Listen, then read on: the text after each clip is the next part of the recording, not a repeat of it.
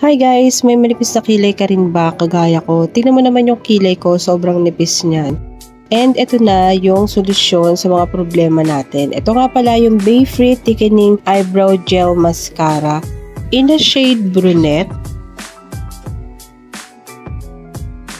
And ganito yung itsura ng brush niya at ng loob niya. To be honest guys, first time ko lang gagamit ng ganitong product. And sobrang hirap din ako talaga magkilay. Ayan yung hindi ko talaga talent yung pagkikilay. Pero dito sa product na to, sobrang dali na lang i-apply. So ibabrush mo lang siya ng ganyan. And dito nga unti-unti nang kumakapal yung aking eyebrow. So tingnan nyo naman yan.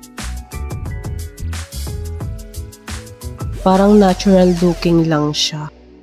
Ito yung before and ito yung after. So, ang laki ng difference guys kung mapapansin nyo. At kung mapaltingnan talaga yung aking eyebrows. So, here's the final look.